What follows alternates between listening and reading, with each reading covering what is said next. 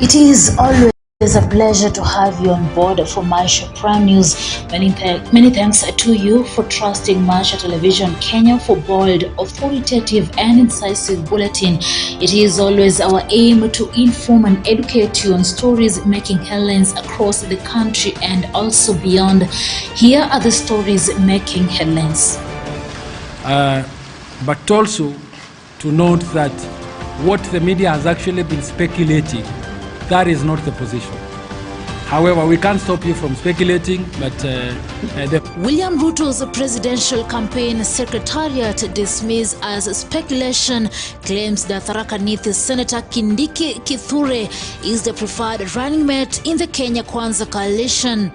Also, masaa 12:30 tulipokuwa Chwele tukashuhudia kijana mmoja mwenye alikuwa anapanika hizo picha za Mheshimiwa Ruto. Ilikuwa saa 12 jioni tulikuwa kwa stage. A youth is struggling for his life in Bungoma Referral Hospital after he was stabbed by a fellow youth for putting Ruto's posters on shops at Chwele Market in Bungoma County. Sisi kama wanasoja wa Raila Amolo Odinga na kama sisi kama wanasoja wa President Uhuru Muigai Kenyatta na Soldiers Handshake. Plus, ODM youth leaders call for political tolerance as the country heads for the general elections, urging the youth to refrain from incitement by selfish politicians.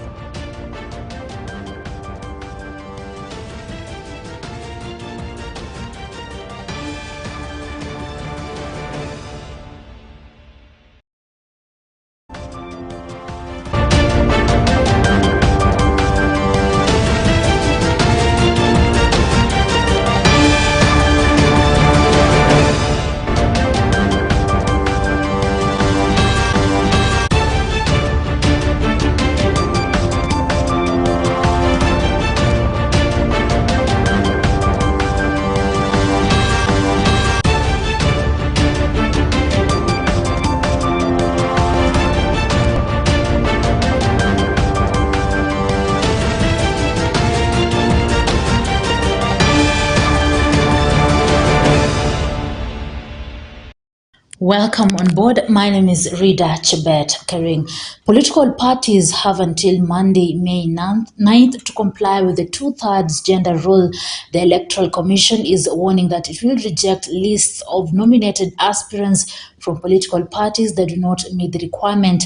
In a statement, IEBC Chair Wafula Chebukati revealed that as of April 28th, only 81 political parties had complied.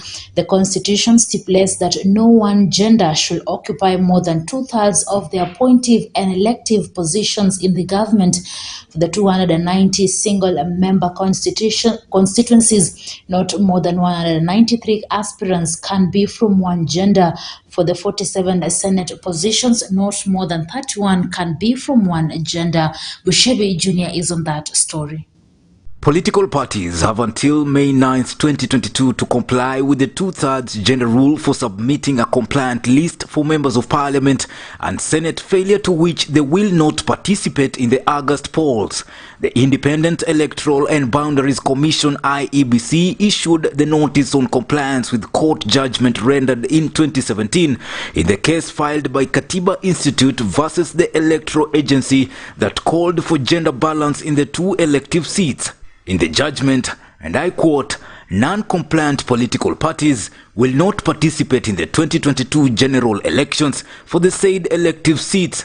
According to the numbers released by poll body, only 48 out of the 81 political parties had complied with the gender rule principle for the senatorial seat. For constituency race, 38 out of 81 political parties had complied with the elusive gender principle that was ordered by the court. The commission said the court order would be applied in the nominations list and in the August polls. For members of parliament, where the constitutional requirement calls for 290 members in a given constituency, Chebukati noted that not more than 193 candidates can be of the same gender. For the Senate position, Chebukati stated that in a list representing the 47 counties countrywide, a party should not field more than 31 candidates of the same gender. The principle will apply even in political parties that will have filled less numbers in the 290 constituencies constituencies and 47 counties. Political parties had presented their nomination list on April 28, 2022 in compliance with the stipulated deadline. The electioneering process does not start during the voting. It starts from the time of voter education, voter registration. It moves on to political party primaries that have just been concluded and the campaigns that we are looking forward to. And during the day of the actual voting, that is when we say that is the electioneering process. It is our submission that for an inclusive electoral process, it must start right. The Commission therefore advises the political parties to, 1, commit to complete nominations in good time to allow for dispute resolution mechanisms at the party level as provided for by law. We are also advising them to consider setting aside a proportion of nominations for all elective positions to women candidates in every county. We ask women, youth, minority and marginalized persons with disabilities to present their candidature for competitive elections, not just to wait for the nominations.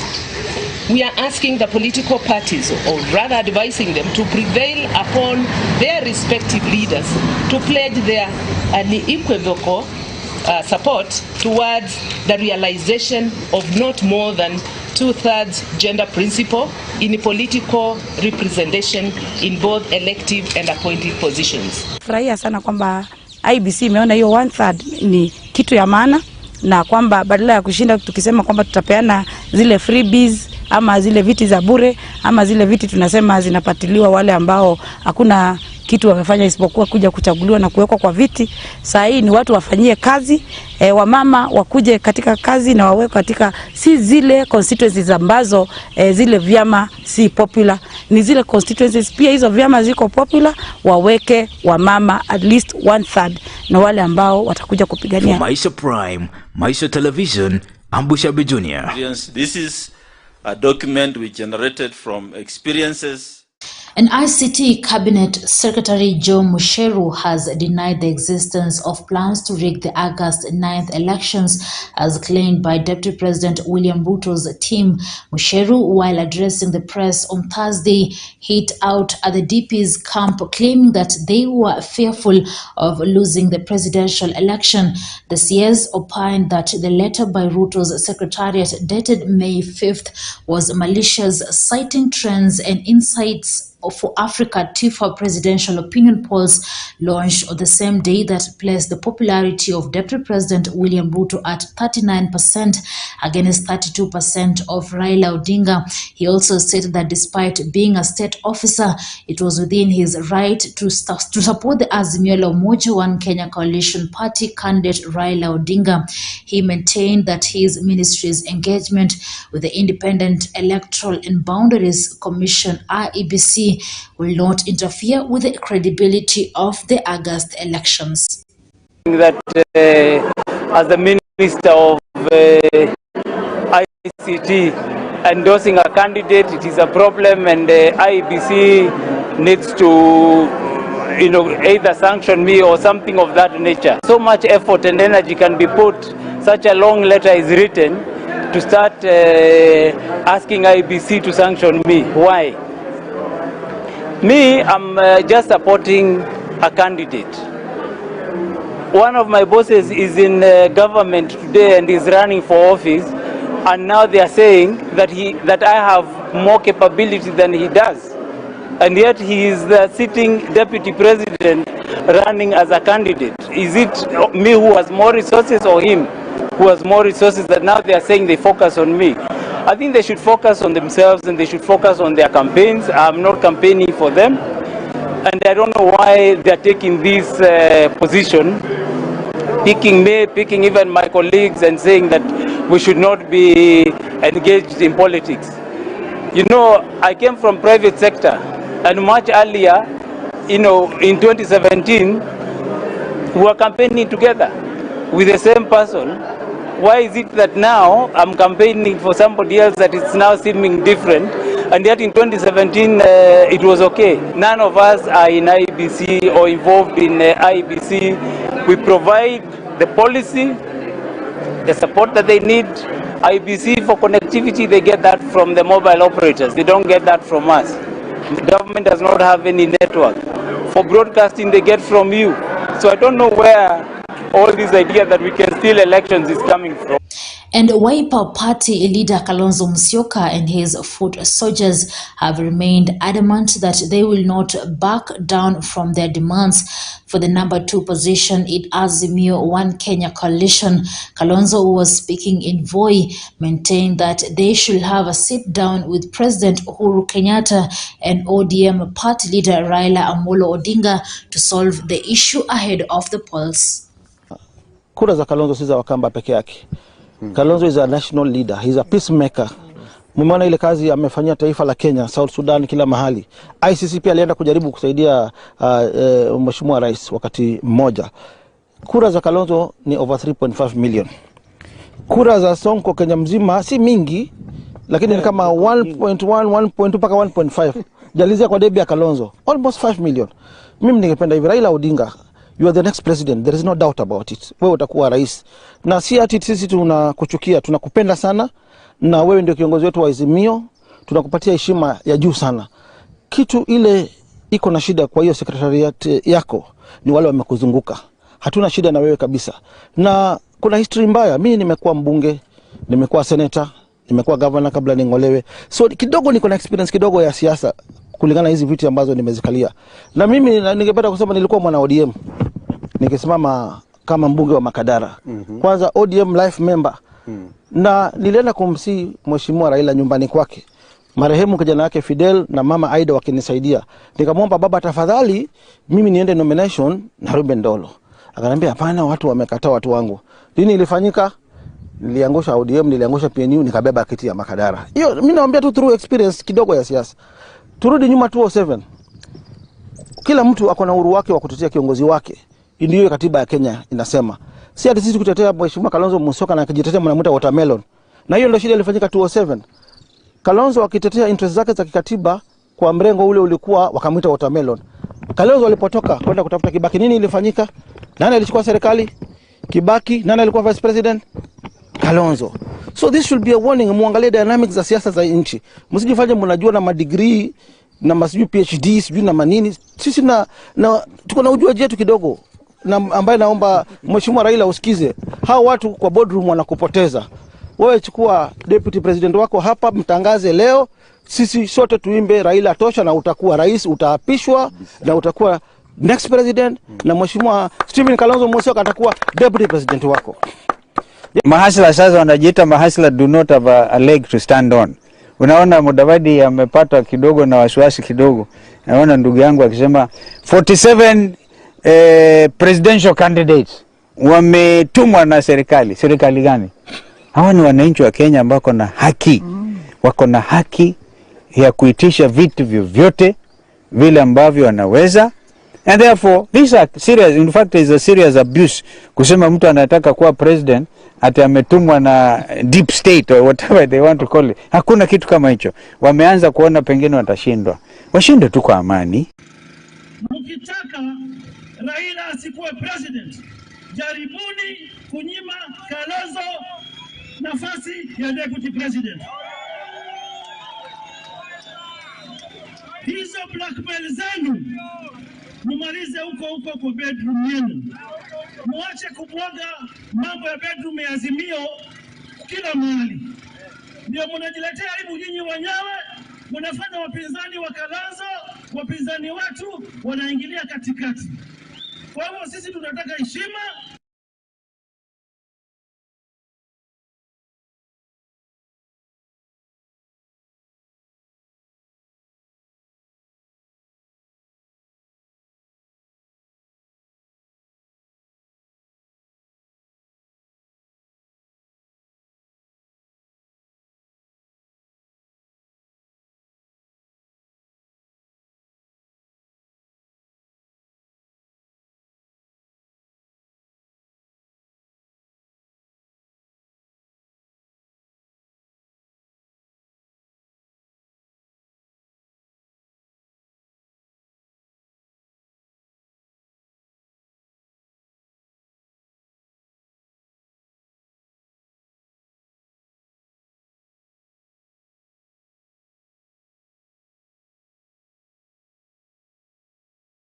The Jubilee Party has presented 2 names to a panel vetting running mate candidates for the Azimio la Umoja presidential flag bearer Raila Odinga. In a statement, the ruling party's National Election Board chairperson Stephen Wandeto forwarded the names of Murang'a Women Representative Sabina Chege and former Gatanga Member of Parliament Peter Kenneth for the running mate position. Bushebe Jr. reports.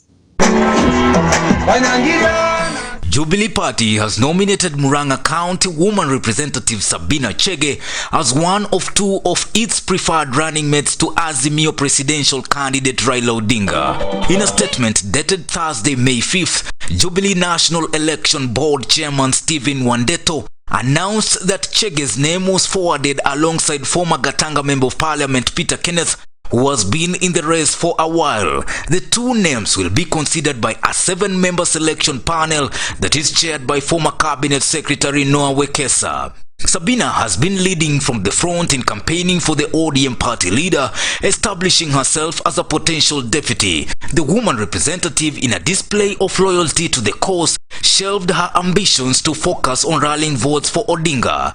Nilikuwa nakutana na watu wangu wa mashinani, wale ambao wametoka kutoka kila polling station, kwanza kuwaelezea pale tumesimama, ya kwamba tuko katika chama ya Jubilee, ya kwamba tuko katika Azimio la Umoja, na kuwaomba kwa heshima wanisaidie kazi, kwa sababu hao watu kila wakati wananichagua, nachaguliwa na more than 400,000, na ingekuwa ni heshima kubwa sana mimi kuja kwao kuomba ruhusa kwanza wanibariki na kuomba wanisaidie kazi ya kuuza Jubilee Murang'a na pia kuuza Azimio la Umoja katika kaunti ya Murang'a, ili tarehe 9 mwezi wa 8 tuwe na ushindi. Ya pili, kuomba ruhusa ya kwamba mimi sitaweza kusimama kiti chochote katika kaunti ya Murang'a kwa sababu nimepewa kazi kubwa sana ambayo ni kazi ngumu ya kufanya siasa katika nchi ya Kenya. Nitakuwa nikitembelea kaunti tofauti. Kwa sababu nimepewa hiyo kazi, nilikuwa ninaomba ruhusa ili wanikubalie na wanibariki nikienda hata kaunti zingine, na nimefurahi kwa sababu wamenibariki na wamenipatia ruhusa. The woman representative has often been spotted at the right-hand side of President Uhuru Kenyatta's handshake partner in his recent campaign trail and political meetings, including meeting with Azimio's aspirants in Nyandarua. On his part, Kenneth has accompanied the former premier on his campaign trail, establishing himself as a keynote speaker in all forums. The ex-member of parliament, who has had a stab at the presidency in 2017, dropped his bid to support Odinga. Murang'a Women Representative Sabina Chege was the first to spark the vote rigging allegations after she claimed that the ruling Jubilee Party rigged votes and nothing would stop the government from doing so again in the August polls. Tumesikia wengine wakisema hapa tuliwaibia. Kuna kaukweli kidogo, lakini kama tulijua kuiba, si hata hii tutafanya nini? Chege and Kenneth join Wiper Democratic Movement Party leader Kalonzo Musyoka among the list of members who have declared interest in deputizing Odinga. However, Kalonzo made it clear that he would not submit himself for interviewing by the panel. And therefore, these are serious, in fact, is a serious abuse. Kusema mtu anataka kuwa president ati ametumwa na deep state or whatever they want to call it. Hakuna kitu kama hicho. Wameanza kuona pengine watashindwa. Washinde tu kwa amani. And after that, Kenya inaendelea kama nchi moja ya ajabu. Ndiyo katiba ya Kenya inasema. Si hata sisi kutetea Mheshimiwa Kalonzo Musyoka na kujitetea mnamuita watermelon. Na hiyo ndio shida ilifanyika 2007. Kalonzo akitetea interest zake za kikatiba kwa mrengo ule ulikuwa wakamuita watermelon. Kalonzo alipotoka kwenda kutafuta Kibaki, nini ilifanyika? Nani alichukua serikali? Kibaki. Nani alikuwa vice president? Kalonzo. So this should be a warning. Muangalie dynamics za siasa za nchi. Msijifanye mnajua na madegree na masibu PhD sijui na manini. Sisi na tuko na ujuaji wetu kidogo, na ambaye naomba Mheshimiwa Raila usikize. Hao watu kwa boardroom wanakupoteza. Wewe chukua deputy president wako hapa, mtangaze leo, sisi sote tuimbe Raila tosha, na utakuwa rais, utaapishwa na utakuwa next president, na Mheshimiwa Stephen Kalonzo Musyoka atakuwa deputy president wako. In support of his One Kenya Alliance Oka principle, KANU party leader Gideon Moi on Thursday declared that his party had officially endorsed the former vice president to become the coalition party's deputy president. Today, on May 1st, The selection panel secretary, Elizabeth Mayo, announced that the selection and vetting of potential running mates had begun and that a name would be submitted to Azimio's presidential candidate by May 10th. The candidate unveiled by Azimio will face it off with Deputy William Ruto's selection. Insiders in the DP camp have hinted that Kithure Kindiki is most likely to be picked for the position, a matter that Kenya Kwanza has refuted. What the media has actually been speculating, that is not the position. Azimio and Kenya Kwanza have until May 16th to submit the names of their presidential candidates and their running mates to the Independent Electoral and Boundaries Commission for presidential candidates to name their running mates. For Maisha Prime, Maisha Television, I'm Bushabi Jr. And the Kenya Kwanza coalition, led by its principals, Deputy President William Ruto, ANC Party Leader Musalia Mudavadi, and Ford Kenya Party Leader Moses Wetangula, together with their supporters, took their campaigns to Kakamega County, that is in western part of the country. Our reporter Millicent Makoha brings us that report. Deputy President William Ruto led the Kenya Kwanza coalition in rallies in Buchifi, Mumias West constituency, Kakamega County, urging locals to back his economic transformative agenda. Ni wajibu gani, ni kazi gani nilipatiwa kama naibu wa rais ambayo mimi sijatimiza? Ndio muweze kusema ati nijiuzulu. Mimi nataka niwaambie, wacheni utapeli bwana. Wacheni kutuhadaa, wacheni kutubebea ufala. Mimi nataka niwaambie, I have discharged my responsibility in accordance with the Constitution and the law of Kenya as Deputy President of the Republic of Kenya. There is no assignment, there is no requirement out of my office that has been asked by anybody, that has been asked by my boss, the President, that I have not discharged. The Kenya Kwanza coalition said it will reform the Kenya Revenue Authority to make it what the coalition terms as people friendly. Wewe Minister of Finance, Bwana Ukuru Yatani, you must stop churning out fake statistics about the economy of Kenya. Every Kenyan, even those who don't know any economics, wanajua ya kwamba uchumi wa Kenya uko mahali maututi. Wanajua uchumi wa Kenya uko hali mbaya. Ndiyo bei ya unga imepanda, bei ya mbolea imepanda, bei ya mafuta imepanda, bei ya kila kitu imepanda. Usiwahadae wa Kenya kwa kudanganya ya kwamba uchumi umegrow by 7.5%. If that is true, wacha tuone benefits ya hiyo growth mkibadilisha bei ya vifaa ambayo mwananchi wa kawaida hawezi. Na wewe ndugu yetu William, simama imara, usitishwe atutoke kwa ofisi. Hiyo ofisi ukuchaguliwa na Uhuru, ulichaguliwa na watu wa Kenya. Nyinyi mtakuwa kwa hiyo serikali? Mtaka kuona Mwami Musalia kwa hiyo serikali? Mtaka kuona Wetangula kwa hiyo serikali? Nyinyi mtakuwa hapo. Kitu ya pili, si mnajua mtu anaitwa Tuju? Mnaitwa Rafa Tuju, mnamjua? Sino hapa Siaya. Si mnajua Lecha wa Mamo? Sino hapa Siaya. Si mnajua mtu anaitwa yule wa education Magoha? Sino hapa Siaya. Siaya ni mawaziri watatu. Kakamega mko na wangapi? Your Excellency, nakushukuru, umesema maneno ya ajira ya vijana. Kama unaweka 50 billion ya ajira ya vijana, the shortest route ni kwamba hiyo pesa uchukue 20 billion ufungue Mumias Sugar Company, ajira iko hapo ya kutosha. Mimi nimesikia juzi kwamba ati IBC wamepeana ati watu 47 kukuwa independent candidates.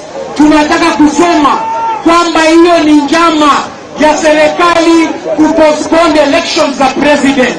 Tunataka sisi tuhakikishe kwamba wale watu 47 wamepewa hizo independent certificates waachishwe, We want serious presidential candidates wakuwe kwenye ballot paper. The coalition's presidential flag bearer William Ruto said the coalition held an economic engagement forum in Kakamega where the principals promised to relook at the current task models in an effort to protect small businesses. Wewe umekuja kwa serikali yetu, ukavuruga serikali yetu. Ukavuruga Big Four. Ile mambo ya housing ikakwama. Mambo ya universal health coverage ikakwama. Mambo ya food security ikakwama. Mambo ya manufacturing ikakwama. Chama ya Jubilee ikasambaratika. Ukatuletea mambo ya rege. Hata hiyo rege Mungu akasimamisha. Sasa wewe uko na uwezo gani ya kuniuliza any questions, my friend? Wewe mtu ambaye umekuja kutuletea hasara nyingi kwa hii serikali yetu. The people of Kenya have wasted 5 years because of the handshake manenos, because of the kitendawili gentleman. Now you dare tell us that we need to resign. Who needs to go away between us and you, my friend? You need to retire. You are old enough, just go home. What a story mingi. For Maisha Prime News, Maisha Television, I'm Millicent Makoha. William Ruto's presidential campaign secretariat has dismissed as speculation claims that Tharaka Nithi Senator Kindiki Kithure is the preferred running mate in the Kenya Kwanza coalition. The Director General of the campaign secretariat, Josephat Nok, termed the reports by a section of the media as mere speculation. Sharon Chepchumba with more.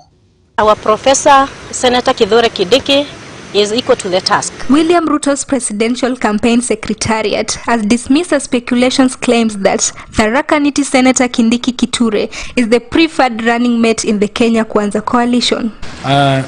But also to note that the Director General of the campaign secretariat, Josephat Nok, termed the reports by a section of the media as mere speculation because DP Ruto has the final choice on who will be his running mate in the August 9 election. What the media has actually been speculating, that is not the position. However, we can't stop you from speculating, but the official position is going to be coming very soon. I think we are almost getting there, the 16th of May. So you will be informed on what that position will be. The Turkana governor poured cold water on the ongoing search for the running mate for the Azimio la Umoja One Kenya Alliance, saying that the Kenya Kwanza Alliance is better off in making the decision for the coveted post. We remember very well in our first and last NDC, National Delegates Conference, he was given the mandate by the delegates to continue to not only negotiate, and this is the reason why we have a very strong Kenya Kwanza team, but also he was given the mandate to select his running mate. He assured that Ruto, who is one of the leading contenders in the August polls, will have unveiled the candidate for the post before the stipulated May 16 deadline.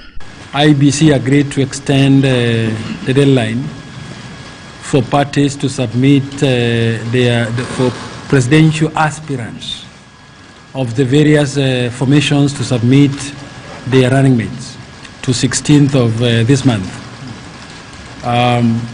We believe in UDA and in Kenya Kwanza. We will be ready by that time to submit. We don't have a panel. We are very confident that our presidential candidate, an aspirant, is familiar with all the members of his party. He knows many of them, their strengths, he knows their weaknesses, and we believe that few days towards the 16th, he will have made a decision, and we as a party, we will go with that decision. He, however, maintained that the political outfit will not use any scientific method to arrive at the best candidate for the post as carried out by their political rivals in the Azimio la Umoja One Kenya Alliance that has been interviewing candidates. I think we are not as confused as Azimio is. They have a much bigger problem. I think ours, it is easier. We have left that mandate to the party leader, who is the presidential candidate for UDA. For Maisha Prime, Maisha Television, I'm Sharon Chepchumba. Well, let's take our first commercial break. I'll be back with more news. Stay tuned.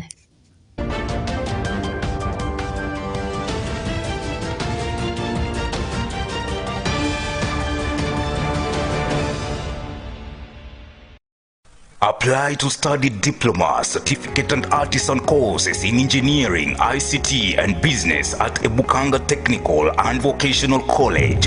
Ebukanga TVC wishes to inform you that the 2022 intake is in progress. The minimum entry for artisan courses is KCSE D- and below. Craft certificate is D plain and D+, and diploma courses is C- and above. Being a technical college under the national government, trainees benefits from the national government capitation of 30,000 shillings per year.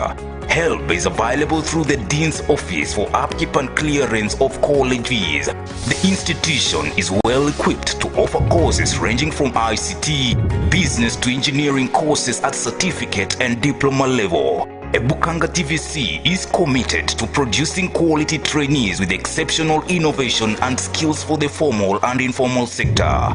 Apply now. Visit www.ebukangatvc.ac.ke. For more information, contact us on 0722 510 564, 0722 510 564, or you can send your email to ebukangatechnical@gmail.com. You can also send your application to PO Box 549, code 5307, Luanda. The college is located off Kisumu Busia Road at Big Bend Junction in Emuhaya Sub-County of Vihiga County.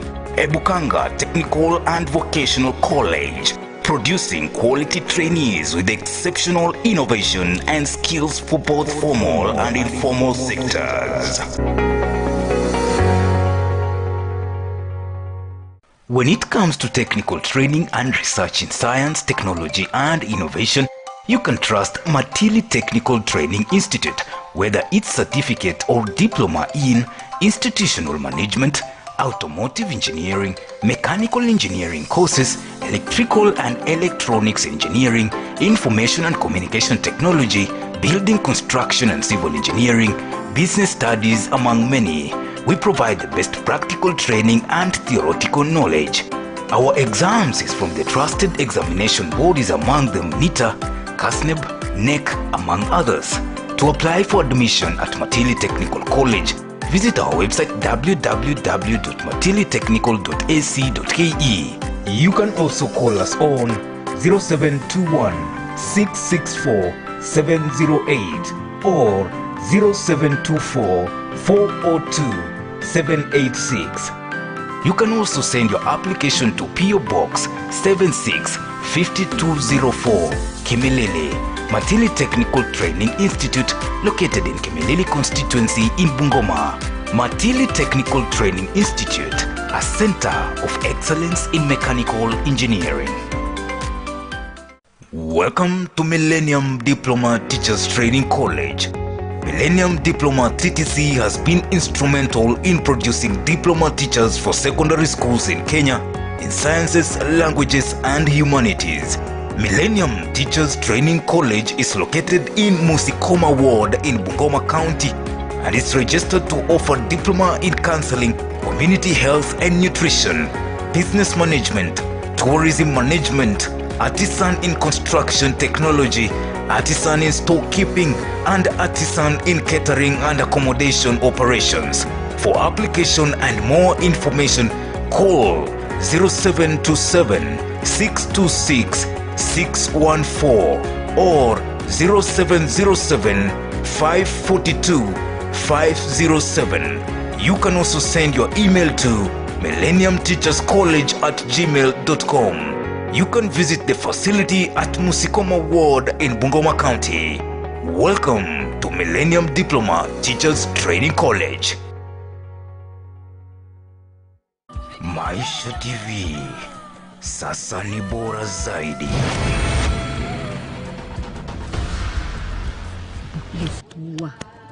Kama sio kimwili, kiroho. Yaani ninahisi kabisa hata mimi na wewe tutapokuwa pamoja. Hivi nikifanya kitu chochote ndani kwako itakuwaje? Maisha Swahili. Kwa hiyo anahitaji majibu. Mdomo na ushona ndugu yangu. Kama maisha ndio nimeshapata na nimeyapata kupitia bahati yako. Usidanganyane. Wewe ndio chanzo cha kumharibia mwanangu maisha. Ndio Mr. Kanijo bwana. Achia lile kachi. vijana wa kiume hasa waliotimia wameguzwa wanawake. Na sijui umetokea wapi wewe mzee kuja kutia dosari maisha yako. Uzee mwisho Chalinzi hapa alikuja Dar es Salaam wote vijana. Mimi nachotaka kujua ni nini ya hatima mahusiano yenu. Yaani swali hilo ni sawa na kuuliza samaki anapatikana baharini au vipi? Unaifanya mzaa? Sikutaka tena kuendelea kuwa fala kama unavyonichukulia.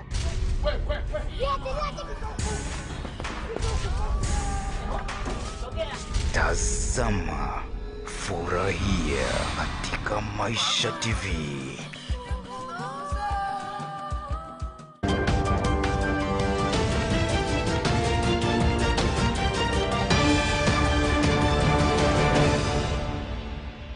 Welcome back, and moving on. A youth in Bungoma is struggling for his life in Bungoma Referral Hospital after he was stabbed by a fellow youth in Chwele Market in Bungoma County. The man is said to have been found putting Ruto's posters on shops at Chwele Market. The man, who was seen to be supporting the opponent, was angered by the act, a situation that forced him to confront him. They engaged in a heated exchange of words, and this led to one being stabbed. He was rushed to Bungoma Referral Hospital to receive treatment over the injuries he endured after the incident. Nurima Wekesa with more. As the country approaches the general election, political intolerance has been witnessed in several parts of the country, with the latest being Chwele in Bungoma County. A man is fighting for his life after being stabbed over Ruto's campaign posters in Chwele, Bungoma County. Tulikuwa kwa stage, sisi tunaendesha boda boda. Alafu kuna jamaa alikuwa anatembeza posters za Ruto. Asakakuja watu wakamwambia kwa stage, wakasema sisi ni wa UDA, tupe hizi makaratasi pia sisi tupandike kila sehemu. According to residents, the stabbed man was carrying Ruto's posters. When he was at stage, other youth volunteered to help stick the posters, but one of them, who is a supporter of an opponent, was carrying a knife and he stabbed two of his fellow on the back and hand. Kijana anaitwa Agiri wakaingia hapo kumshika. Sasa huyu jamaa, mimi kuenda hivi, huyu jamaa kuchomoa kisu, mimi nikarudi nyuma, akatunga huyu Steve kwa tumbo na akatunga kichane mwingine anaitwa Kiram kwa mkono hivi. Mara hiyo huyo Steve hakujua hata pia ametungwa, akatoroka kaenda nyuma. Alafu huyu fenya alirudi nyuma na huyu kijana, tukasema nikapiga kelele nikaitia board. Residents have called on Kenyans to shun from divisive politics as elections come and go. For Maisha Prime News, Maisha Television, I'm Nerima Wekesa.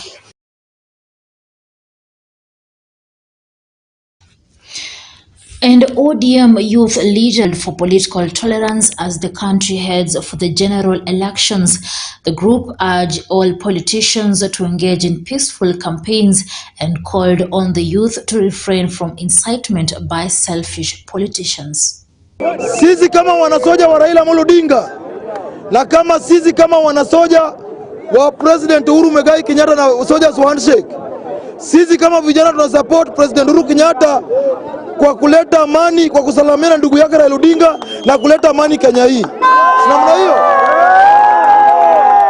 Mambo yingine, nataka kushukuru Francis Atwoli kwa kuombea wafanyikazi ili waongezwe nini? Salary.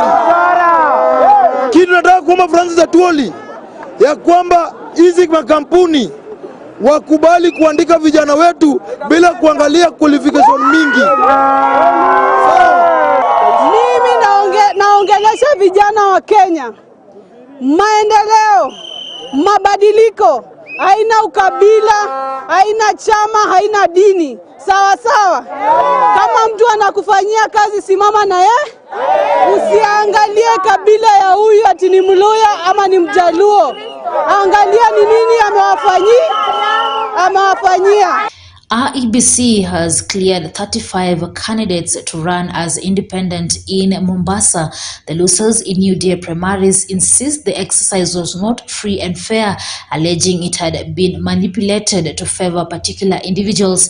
This leading to those disgruntled taking the independent route after the party allegedly turned down their complaints.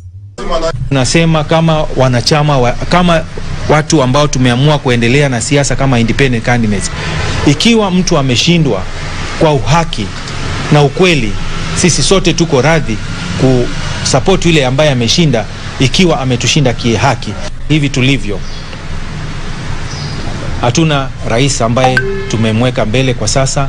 Sisi hatuna governor ambaye tumemweka kwa sasa, na niko tayari kufanya kazi na governor yoyote ambaye tumejua ni kwamba ni governor wa kihaki, wa kisawasawa, ambaye ako na mwelekeo wa kisawasawa, ambaye ako na nia safi na wananchi wa Mombasa. Sisi kama watu ambao tumeamua kutoka UDA tunaendelea mbele na safari yetu kulingana na vile matakwa ya wananchi wetu. Lengo letu kubwa si ni kuhakikisha kwamba kiongozi atakayechaguliwa Mombasa County ni kiongozi bora. Away from that, Federation of Evangelical and Indigenous Christian Churches of Kenya has endorsed Deputy President William Ruto as their preferred presidential candidate, led by the chairman Samuel Njiriri. The bishops, who have promised to campaign for the United Democratic Alliance candidates across the country ahead of the August polls, are rooting for Kirinyaga Governor Anne Waiguru to be Ruto's running mate. We are asking our people to elect a president and leaders who are known to be part of us, the leaders who are part of the church, and leaders who fear God, and the leaders who respect our faith. And this time round, we are clear about the choice of our presidential candidate for the 2022 general election. And we shall go to our churches and persuade our people to elect His Excellency William Samoei Ruto as the 5th President of the Republic of Kenya. And now to Western Kenya, Budalangi Member of Parliament Raphael Wanjala has urged President Uhuru Kenyatta to intervene and help free 59 fishermen arrested by Ugandan authorities in Lake Victoria for allegedly doing illegal fishing last week. The MP accused the government of not doing enough to resolve the matter. Jeshi ya Uganda imeingia Lake Victoria. Wameshika watu wetu wote. Watu wetu wameshindwa kwenda kuvua samaki. Uganda wanataka kila mtu atoe 40,000. Mr. President, you must come to our aid because it's only you who can protect us from Ugandans. It is very serious. If it continues, we are going to organize for the demonstration. Na tunaomba serikali yetu ya Kenya, tafadhali, watu wenye walishikwa kule ni wanafunzi na wazazi wa watu. Sasa huku watu wanahangaika sana. Ukipata hata wale wazazi ambao walikuwa wako na watoto wao, pia saizi watoto hawezi kumanage kwenda kwa shule juu sasa hakuna vile wanaweza pata mapato. Alikuwa registered class 8. Sasa ombi langu, naomba serikali yetu anisaidie kwa maana sina bwana. Mimi ndio bwana, mimi ndio mama. All right, that story there takes us for another commercial break. More news after the break. Stay tuned.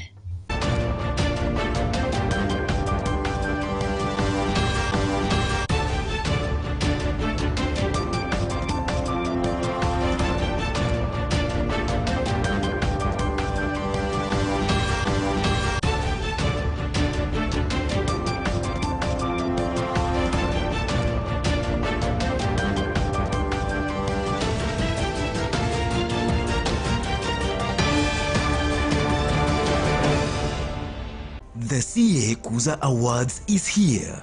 This year's theme is promoting patriotism, Kenyan culture, beliefs and values. To vote for Maisha TV as your best TV station in news, entertainment and education, SMS the word Kuza to 15601 and select Maisha TV. The SMS is free. It is a season of seriousness, and only the serious presenters come onto your screen.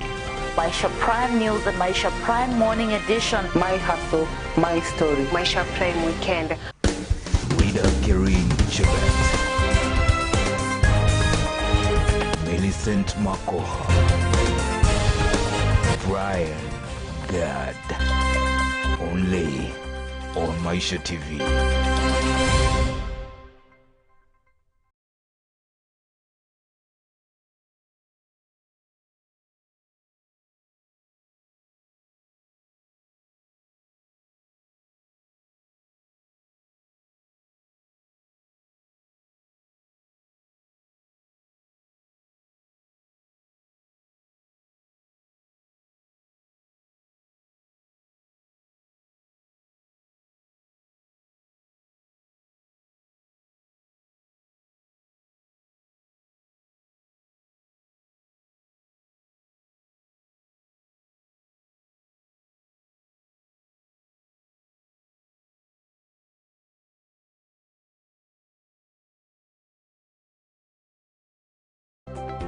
mwanafunzi anapojiunga na chuo cha Biblia analipia tu production ya vitabu, kwa sababu tunafanya kitabu kimoja shilingi 200 na tuition fee tunafanya shilingi 1000 per semester, yani katika msimu mmoja wa kusoma.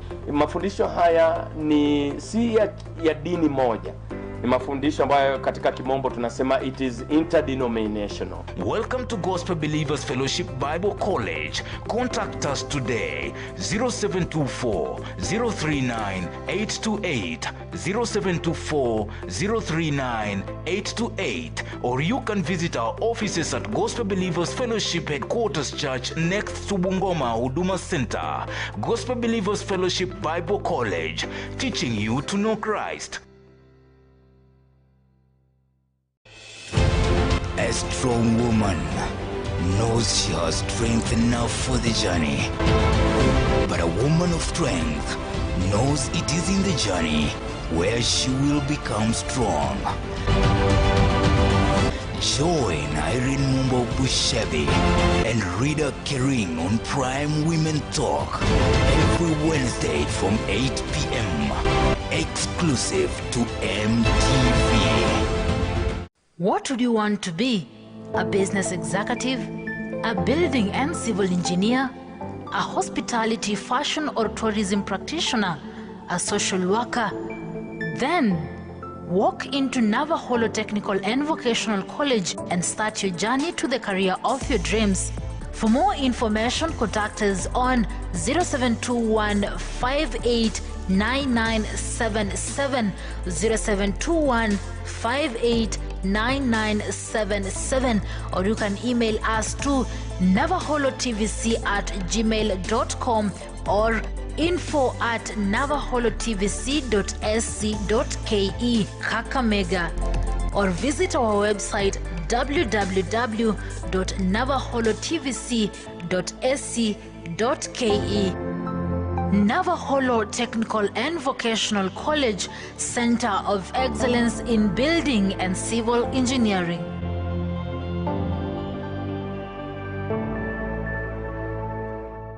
The stage is set.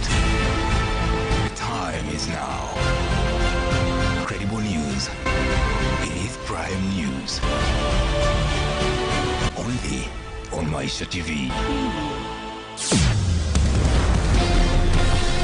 Prepare for the beast.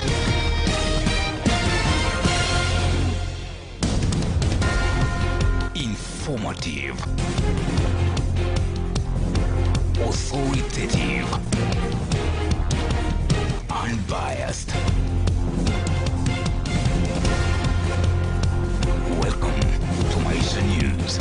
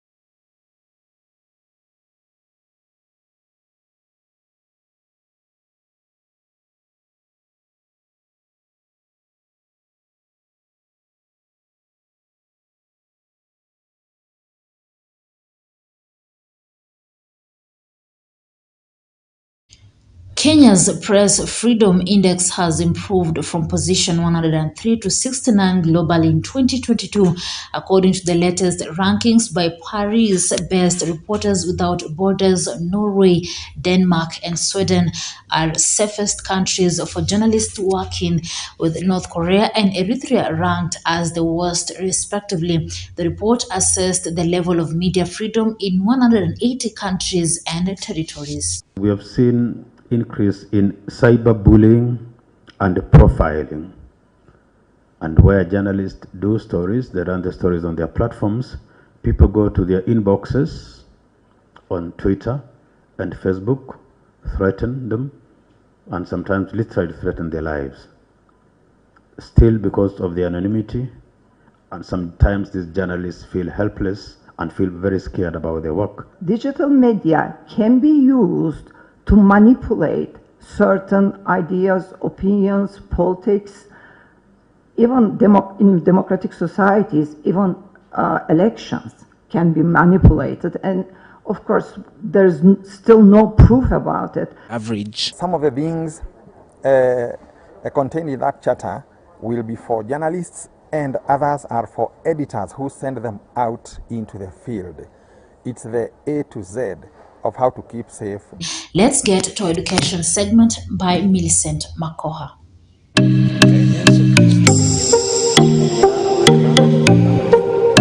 School academic history has become the main consideration in the 2022 Form 1 enrollment. In Kabula Boys, the case was not different, as the parents admitted that the school performance in 2021 is the main reason to why they are admitting their children in this school.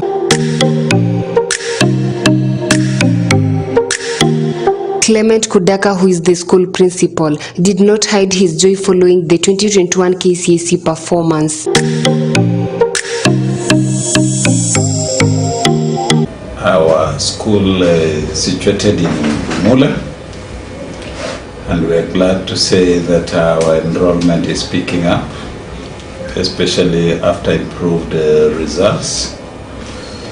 We have seen Form 1 admission picking up, and other classes are also on demand by students who are seeking transfer to our school, and we believe the future is bright for the school. Our KCSE results were impressive considering the past performance. The school improved from a mean score of 4.9 to 5.65, and with an enrollment also, with this number of students qualifying for direct university entry also going up from 26 to 39. And we believe that this is a momentum that we want to sustain. We expect more to qualify this year, and as we move forward to get more students going to university to benefit this community. We want to urge our current class of Form 4 to maintain discipline. Indiscipline has been a case that was affecting results, but the last year's class demonstrated a lot of improvement in their discipline, which contributed to good results that we have.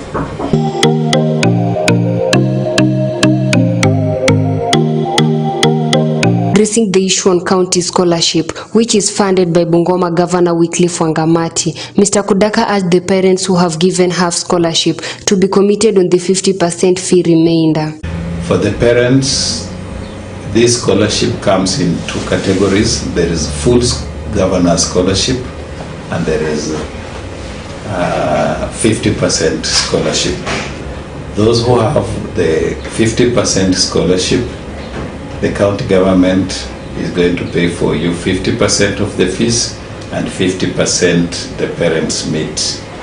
Kindly, as you report with half the fees if you are on 50% scholarship. However, he has called on the parents to enroll their students in the school, since the facility has quality learning facility for the student. The school has qualified staff with a teaching force of 35 teachers.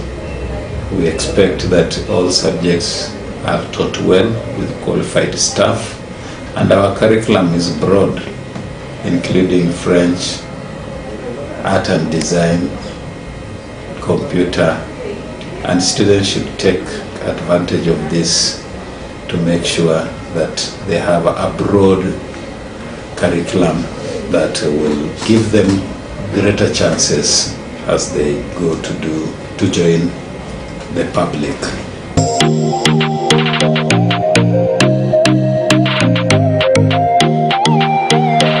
For Maisha Education segment, Maisha Television, I'm Millicent Makoha.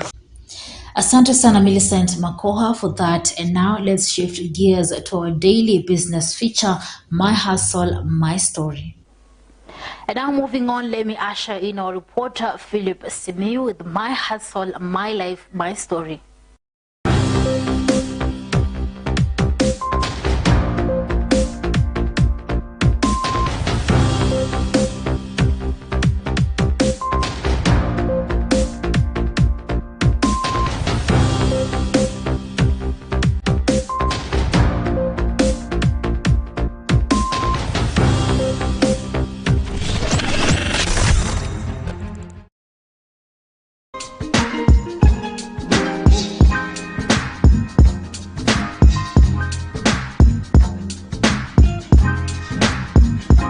The world today needs a prepared mind that is set to focus on what tomorrow will stand for. That means it is always better for early preparation in some ways, one of them being infrastructure setups like hotels and other public service bodies that even in turn provides job for the residents of the affected area. Pop-In Hotel, located in Bungoma town opposite Christ the King Catholic Church, is a well set up hotel that reflects the kind of good future everyone wants, as Days Maina narrates.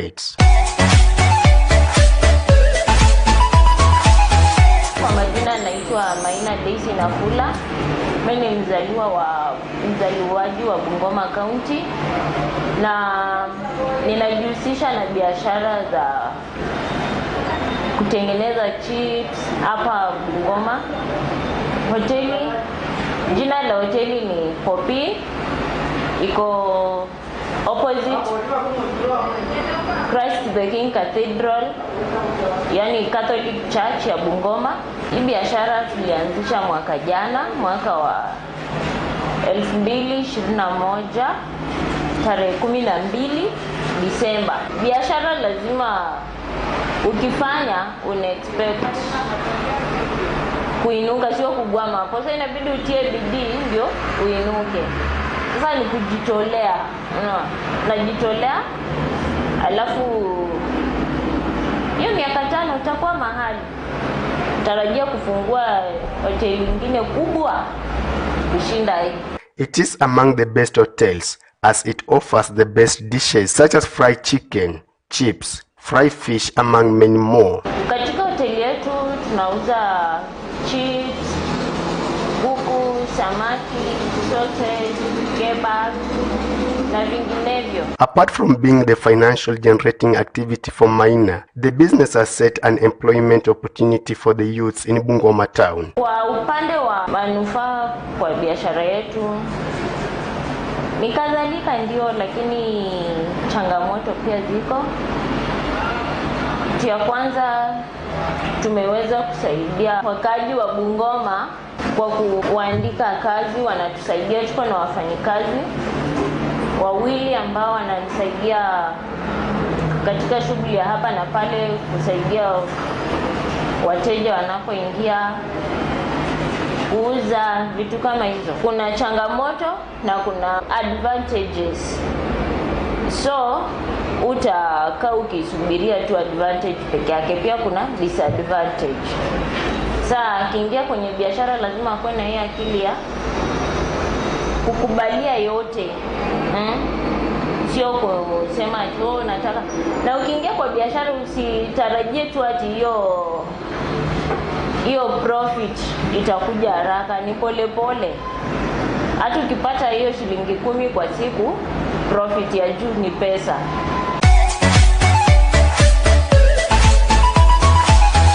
She has urged the county government of Bungoma to lower cost on licenses, which has led to high expenses. Kuanzisha hii biashara, kupata license kidogo ilisumbua.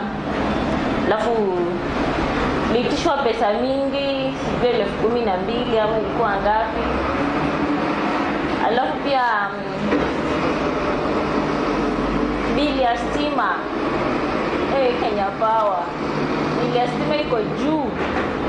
Hatuelewi nini inaendelea huko Kenya Power, lakini wajaribu kurekebisha. Ombi ya kwanza, license zitolewe haraka, wasisumbue watu kunini license. Mtu unataka license, uko na biashara zinakungoja, wanakusumbua. Kitambo upewe utakuwa mangaishwa karibu sijui mwezi ndio upewe. Alafu serikali yetu naomba wapunguze bei ya vitu, especially waangalie mafuta. Mafuta inaumiza Wakenya wengi. Sasa hii unanunua mafuta lita 2 shilingi 700, lita 1 shilingi 300. Na inafaa ununue mafuta mingi ya kutumia kupika. Kama hapa tunanunua mafuta karibu lita. For my hustle, my story, I'm Philip Simi.